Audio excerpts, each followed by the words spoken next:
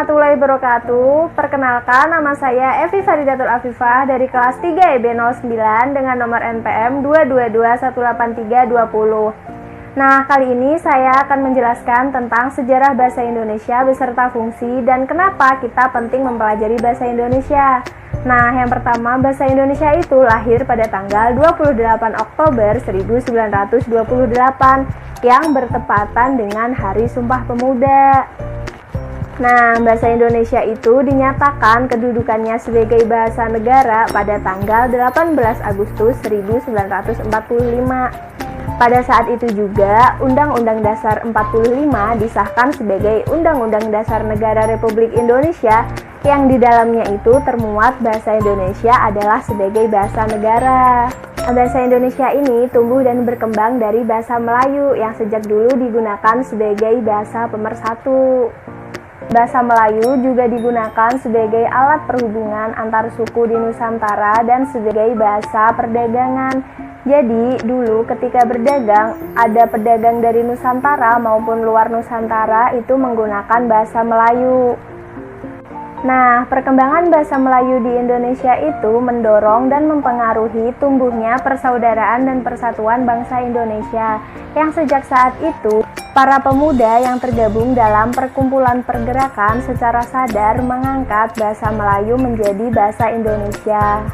Nah, seiring berjalannya waktu, perkembangan ejaan bahasa Indonesia itu makin berkembang. Di antaranya itu yang pertama ada ejaan Melindo, yang kedua ada ejaan bahasa Indonesia, yang ketiga ada ejaan Republik, yang keempat ada ejaan pembaharuan, yang kelima ada ejaan baru, dan yang terakhir itu ada ejaan yang disempurnakan atau EYD yang saat ini kita gunakan. Selanjutnya itu ada fungsi bahasa Indonesia. Fungsi bahasa Indonesia sendiri itu terbagi menjadi dua, yaitu sebagai bahasa negara dan bahasa nasional. Nah, apa sih fungsi bahasa Indonesia sebagai bahasa nasional itu? Yang pertama itu adalah sebagai lambang kebanggaan kebangsaan, yang kedua sebagai lambang identitas nasional, yang ketiga sebagai alat perhubungan, dan yang terakhir itu sebagai alat pemersatu bangsa.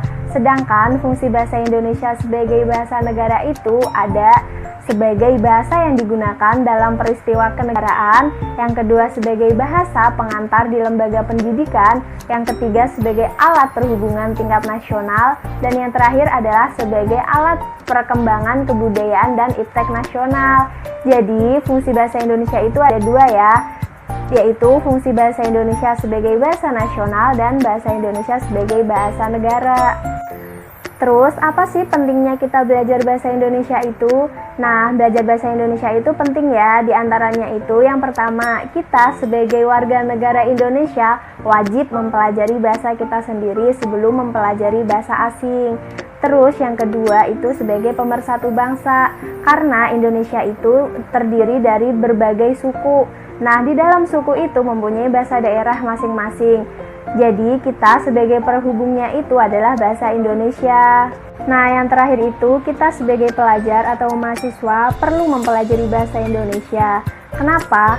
Karena kita itu sering melakukan penulisan atau penelitian. Nah, di dalam penulisan atau penelitian itu digunakan bahasa Indonesia yang baik dan benar.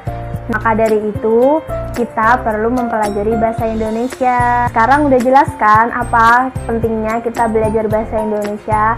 Jadi buat kalian yang sedang belajar bahasa asing, ayolah kita belajar bahasa Indonesia dulu sebagai bahasa kita sendiri. Baru kita belajar bahasa asing. Cukup sekian penjelasan dari saya. Apabila ada salah kata, mohon dimaafkan. Akhir kata, wassalamualaikum warahmatullahi wabarakatuh. Bye-bye.